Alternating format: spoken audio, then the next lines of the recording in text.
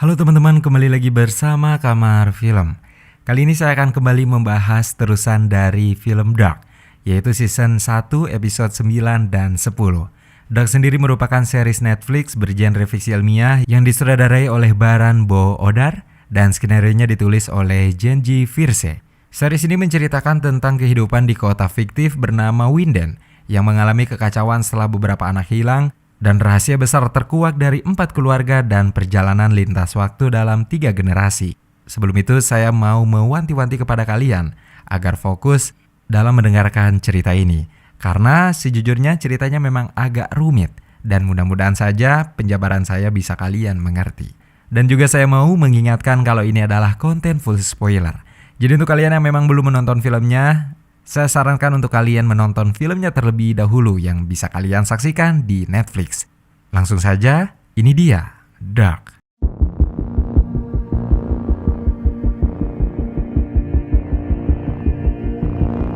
Setelah penjelajah waktu menemui Tannhaus di toko jamnya untuk meminta bantuan memperbaiki mesin waktu, Tannhaus mengeluarkan mesin miliknya yang baru selesai ia rakit dan tentu saja masih berfungsi dengan sangat baik.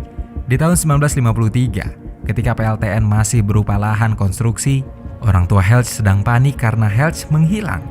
Bernd, ayahnya, memerintahkan Egon untuk mencari putra sematawayangnya itu dan berani mengorbankan apapun asal Helge kembali. Sementara Tronte dan Claudia kecil sedang menyusuri hutan untuk mencari anjing peliharaan Claudia yang hilang setelah Helge membuatnya masuk ke dalam gua. Agnes Nielsen yang saat itu menyewa kamar di rumah keluarga Tiedemann menunjukkan gelagat aneh pada Doris, istri dari Egon dan ibu Claudia. Agnes nampak memiliki ketertarikan pada Doris dan itu membuat Doris agak takut dan risih. Noah di tahun tersebut cukup dekat dengan keluarga Doppler. Ia pergi ke rumah keluarga itu dan menemui Greta yang sedang cemas ketika Helge menghilang. Greta yang menyalahkan dirinya sendiri mengatakan bahwa ia sebenarnya tidak menginginkan kehadiran Helge sejak ia dalam kandungan. Tetapi setelah Helge menghilang, Greta merasa sangat bersalah atas sikap kerasnya selama ini pada putranya sendiri. Noah menenangkan dan diam-diam memiliki maksud terselubung. Ulrich yang masih berada di tahun itu sedang berjalan menyusuri hutan ketika Egon yang sedang berpatroli menemukannya. Mereka kejar-kejaran di hutan ketika Ulrich hampir saja masuk ke dalam gua. Egon menangkapnya. Ulrich yakin bahwa ia telah mengubah jalannya waktu karena saat itu telah berpikir bahwa Helge tidak akan membunuh karena bocah itu telah terbunuh. Sayangnya dugaan Ulrich salah dan ia merasa kecewa ketika Egon mengatakan 2 jasad yang ditemukan di lokasi konstruksi masih ada.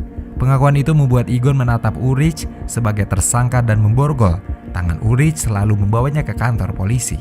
Di kabin pondok, Helge yang terluka parah ternyata masih hidup dan membuka matanya. Sementara itu, mesin waktu telah bekerja. Di tahun 1986, seorang pria misterius berada di hutan sambil memegang pistol dan menahan bahunya yang terluka akibat terkena peluru. Itu adalah hari di mana Ulrich muda bebas dari penjara setelah mendapat tuduhan memperkosa Katarina. Hana menemui Katarina di depan sekolah dan kembali melempar tuduhan setelah Katarina mengancam akan memukuli siapapun yang berani mengadukan tindakannya pada Ulrich. Tuduhan itu mengarah ke Regina Tiedemann, cucu Egon. Tanpa berpikir panjang, Katarina pun sepertinya yakin dengan tuduhan tersebut. Ulrich keluar dari penjara dengan dijemput oleh ibunya, Jana. Sebelum pergi, Jana sempat menampar Egon karena kesal atas perlakuannya pada anak sulung Jana. Di waktu yang bersamaan, Claudia kembali masuk ke gua tempat drum-drum nuklir disembunyikan. Ketika ia berada di sana, tiba-tiba suara gonggongan anjing mengagetkannya. Itu adalah suara Gretchen, anjing peliharaan Claudia yang menghilang saat ia masih kecil. Gretchen tidak berubah, ia masih sama seperti terakhir kali Claudia melihatnya saat berjalan-jalan di hutan bersama Tronte. Tak jauh dari PLTN, Ulrich dan Katarina sedang duduk di bawah sebuah menara pantau yang terbuat dari kayu ketika Regina lewat. Katarina ingat dengan tuduhan Hana dan tanpa bukti, ia jelas langsung menuduh Regina melaporkan Ulrich pada kakeknya. Regina dihajar hingga jatuh tersungkur, tetapi untung hal itu tidak berlangsung lama karena tiba-tiba seorang pria asing datang menyelamatkannya. Katarina dan Ulrich jelas saja langsung ciut nyalinya karena pria itu menodongkan pistol dan menyuruh keduanya pergi. Regina berterima kasih karena telah diselamatkan, tetapi tiba-tiba pria itu terjatuh karena luka di bahunya cukup parah. Ia hampir kehilangan banyak darah. Melihat hal tersebut, Regina mengajaknya ke rumah untuk diobati. Di rumah mantan atasannya, kini Claudia sedang meminta penjelasan atas insiden yang terjadi saat musim panas di PLTN dan ingin mengetahui siapa saja yang mengetahui rahasia di gua bawah tanah yang menyimpan drum nuklir dengan jumlah yang besar. Sebenarnya Claudia punya tujuan lain. Ia ingin mengungkap mengapa Grayson bisa berada di gua dan masih terlihat sama seperti saat ia menghilang. Helge dari tahun 2019 memperhatikan Helge di tahun 1986 dari kejauhan. Ia ingin menghentikan perbuatannya sendiri sejak awal karena pada 2019 Helge sudah tersadar bahwa perbuatannya dulu adalah salah. Hari itu seharusnya jadwal wawancara kasus Mads dengan Egon, tetapi Helge tidak datang ke kantor polisi sesuai janjinya dan membuat Egon harus menemui Helge sendiri ke pondok. Helge menghindar. Ia bersembunyi ketika Egon datang, seolah-olah tidak ingin terlibat dalam wawancara. Kembali pada tahun 1986, pria misterius yang menyelamatkan Regina kembali ke hutan dan menyembunyikan pistol serta paspornya yang bernama Boris Nitwald dan hanya mengambil paspornya yang bernama Alexander Kohler. Tanpa sepengetahuannya, Hannah melihat Alexander yang menyembunyikan benda tersebut dan kemudian mengambilnya setelah Alexander pergi. Pria itu menemui Claudia di PLTN dengan mengaku sebagai teman Regina. Alexander meminta pekerjaan apapun yang bisa dikerjakan karena ia membutuhkannya. Claudia awalnya menolak, tetapi karena melihat tekad Alexander yang besar, ia mulai memikirkan kerjasama lain dengan Alexander. Sementara itu di kabin Helge, ia dan Noah sedang merakit kursi yang dipakai untuk membunuh anak-anak dan menggunakannya sebagai mesin waktu. Tetapi saat itu mereka berdua belum berhasil mewujudkannya. Helge sempat hilang kepercayaan pada Noah. Ia berencana membunuhnya, namun Noah meyakinkannya bahwa mereka akan berhasil hingga Helge pun berubah pikiran. Di tahun 2019, Hannah yang masih menyimpan barang-barang rahasia Alexander berencana ingin menggunakannya sebagai senjata ancaman. Hari itu, Charlotte yang mendengarkan pesan suara Ulrich yang membingungkan, tiba-tiba didatangi Katarina yang langsung marah-marah. Ia mencari keberadaan Ulrich yang tiba-tiba menghilang bak di telan bumi. Sayangnya, Charlotte pun tidak mengetahuinya. Pada tahun itu setelah Jonas mengetahui bahwa Martha adalah bibinya, ia memutuskan untuk menjauhi Martha. Tak ada satupun panggilan dari Martha yang dijawabnya. Jonas merenungi kehidupannya sendiri yang menurutnya kacau. Katarina yang masih mengamuk datang ke kediaman Cornwall untuk menemui Hannah. Ia marah besar dan terus menyalahkan Hannah karena telah berselingkuh dengan suaminya. Kesempatan itu diambil oleh Hannah untuk kembali berbuat licik. Hannah bercerita bahwa hubungan mereka sebenarnya sudah berakhir, tetapi Ulrich menolak mengakhirinya dan berkata bahwa sudah tidak mencintai Katarina. Kalimat itu hanya kebohongan belaka yang dibuat oleh Hannah untuk menghancurkan hati Katarina. Di kediaman keluarga Tiedemann, Bartosz yang sedang bermain video game sendirian di rumah kedatangan tamu. Perempuan tua yang tak lain adalah Claudia Tiedemann, nenek dari Bartosz, yang sepengetahuan Bartosz sudah wafat dari cerita ibunya. Claudia hanya singgah sebentar untuk menitipkan fotonya dan Regina di tahun 1986. Kemudian ia pergi begitu saja. Regina tidak mengetahui kalau Claudia telah kembali. Ia sedang berada di hotel dan menyadari bahwa hotelnya sudah sangat berdebu. Regina memutuskan ingin membersihkannya.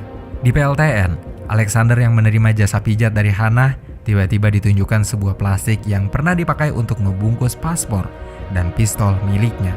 Hannah ingin membuat kesepakatan dengan benda tersebut. Ia tidak akan menyebarkannya asal Alexander mau membantunya menghancurkan keluarga Ulrich. Tidak butuh waktu lama bagi Alexander untuk memenuhi kesepakatan itu. Ia mengerahkan salah satu orang kepercayaannya yang bekerja di rumah sakit untuk mencari tahu tentang keluarga Ulrich. Di saat yang sama, Regina yang sedang membereskan hotelnya masuk ke dalam kamar yang pernah disewa penjelajah waktu dan menemukan kertas-kertas memenuhi dinding. Bartosz kembali menemui Noah di hutan. Ia mulai terpedaya oleh tipu daya Noah dan berniat untuk membantunya. Claudia kembali ke 1953, menemui Tannhaus di tokonya dan memberikan rancangan mesin waktu untuk dibuatkan oleh Tannhaus. Di malam hilangnya Michael, saat itu Peter sedang berada di dekat pom bensin dan menahan hasratnya untuk menemui waria yang biasa ia pakai jasanya. Ia tidak mau mengulangi kesalahan yang pernah diperbuatnya dan memutuskan untuk pergi ke kabin pondok untuk menenangkan diri. Ketika ia sedang berdoa, tiba-tiba portal waktu terbuka di hadapannya dan tubuh seorang anak terjatuh dari sana. Peter kaget bercampur panik. ketika ia menyadari bahwa anak tersebut telah mati. Di kartu identitasnya yang tergantung di leher, itu adalah Mats Nilsson, putra Tronte yang sudah 33 tahun menghilang. Peter tidak tahu harus berbuat apa. Ia segera menghubungi Tronte dan pria itu segera datang. Melihat putranya yang puluhan tahun menghilang, kini terbujur kaku tak berdaya meski dalam kondisi anak-anak. Claudia tiba-tiba datang dan mengatakan pada Tronte dan Peter bahwa Mats harus ditempatkan di mana ia harusnya ditemukan. Semenjak hari itulah sebenarnya Tronte dan Peter telah mengetahui tentang portal waktu. Dimulai dari 12 November 2019, Jonas mulai sering bermimpi tentang Michael. Di hari yang sama, Martha menceritakan segalanya pada Bartosz tentang hubungannya dengan Jonas. Di rumah sakit jiwa, Charlotte mulai menyelidiki tentang Helge karena penasaran dengan pesan suara terakhir dari Ulrich. Helge saat itu sudah menghilang dari 2019. Ia berada di tahun 1896 dan berniat untuk menghentikan perbuatannya sendiri di masa lalu. Jonas berada di rumah neneknya, Ines, untuk meminta penjelasan atas Michael atau Michael, putra angkatnya. Tak banyak informasi yang didapatkan, tetapi di hadapan neneknya saat itu, Jonas menumpahkan perasaannya yang selama ini dipendam sendiri. Ia marah, kecewa, dan merasa tidak bisa berbuat apa-apa untuk mengubah keadaan. Melihat Jonas seperti itu, Ines merasa seperti melihat Michael lagi saat hari-hari awal mereka bertemu di rumah sakit. Ulrich yang berada di tahun 1953 ditangkap dan menjadi tersangka pembunuhan Helge. Egon menjebloskannya ke penjara karena Ulrich enggan memberitahu keberadaan Helge. Ulrich hanya berharap Helge mati agar keadaan di masa depan bisa berubah. Masalah di 2019 semakin bertambah dengan retaknya hubungan Jonas dan Bartosz. Mereka kini saling bermusuhan karena Martha telah mengungkap rahasianya. Penjelajah waktu menemui Tannhaus untuk melihat mesin waktunya milik Tannhaus berfungsi. Ia membawanya pergi dan bertekad untuk menghancurkan lubang cacing agar segala kekacauan berhenti. Peter berusaha memberitahu Charlotte tentang keadaan sebenarnya, tetapi Charlotte tidak mau mendengarkan sama sekali dan sibuk dengan penyelidikannya sendiri. Helge tua menemui dirinya sendiri di tahun 1986, memperingatkannya agar berhenti dan menjauhi Jonas yang menipunya. Sayang, Helge muda keras kepala dan tidak mau mendengarkan dirinya sendiri yang datang dari masa depan. Helge tua memiliki cara lain untuk menghentikannya. Jonas saat itu sudah siap untuk mengambil resiko dengan mengorbankan nyawanya agar Michael kembali. Ia pamit pada ibunya tanpa menceritakan kejadian sebenarnya. Peter dan Tronte menunggu waktu dan berharap keadaan akan berubah menjadi lebih baik. Helge muda menemui Noah untuk meyakinkan dirinya supaya tetap membantu Noah. Target mereka berikutnya adalah Jonas. Mereka akan menangkapnya. Jonas tiba di tahun 1896, bertemu dengan Charlotte dan berkata bahwa akan membangkitkan seseorang dari kematian. Ia benar-benar akan membawa Michael kembali. Charlotte di masa sekarang mencari berita dari tahun 1953 dan menemukan foto Ulrich di sana yang menjadi tersangka pembunuhan. Kini, Charlotte yakin bahwa memang ada rahasia besar yang terjadi di Winden. Ulrich di masa lalu sedang dipukuli oleh ayah Helge yang murka atas hilangnya sang putra. Tetapi Ulrich tetap tidak mau bicara di mana Helge berada. Jonas sudah tiba di rumah sakit untuk membawa Michael pergi. Tetapi di sana sudah ada Noah dan Helge yang kemudian menangkapnya. Jonas terbangun di sebuah ruangan yang sama, tempat anak-anak dikurung. Penjelajah waktu menemuinya dari luar dan mengungkap bahwa dirinya adalah Jonas di masa depan. Jonas muda menganggap bahwa semua yang dialaminya merupakan kegilaan. Ia ingin semua itu berhenti. Tetapi si penjelajah waktu menolak karena semuanya harus tetap berjalan sebagaimana rencana dan ia akan menghancurkan lubang cacing. Helge melewati persimpangan ketika Helge yang lebih tua menabrakkan mobil lain ke mobilnya. Kecelakaan itu hanya membuat Helge yang lebih tua meninggal. Sementara Helge masih bertahan meski luka di tubuhnya cukup serius. Bartosz kini diperdaya Noah. Ia mengetahui bahwa Jonas lah yang menciptakan mesin waktu sejak awal namun tidak menyadarinya. Noah berkata bahwa selama ini Claudia yang membuat semuanya terjadi. Bartosz menelan semua informasi itu mentah-mentah dan berjanji akan membantu Noah. Jonas dari masa depan sudah tiba di lorong waktu. Ia menyalakan mesin buatan Tannhaus dan memunculkan sebuah lingkaran yang lama-lama semakin membesar. Jonas muda melihat lingkaran yang tercipta dan terhubung di tahun 1953. Ia melihat Helge di sana. Ketika jemari keduanya saling bersentuhan, lubang cacing meledak dan menghancurkan segalanya. Jonas muda terlempar ke 33 tahun ke depan. Ruangan yang ia tempati kini adalah markas, di mana dindingnya terdapat foto-foto yang menunjukkan silsilah. Jonas keluar dan melihat keadaan Winden sangat berubah serta hancur. Ia bertemu dengan kelompok yang bertahan sebelum akhirnya ujung senapan menghantam kepalanya hingga Jonas kembali tidak sadarkan diri. Lalu, film pun selesai.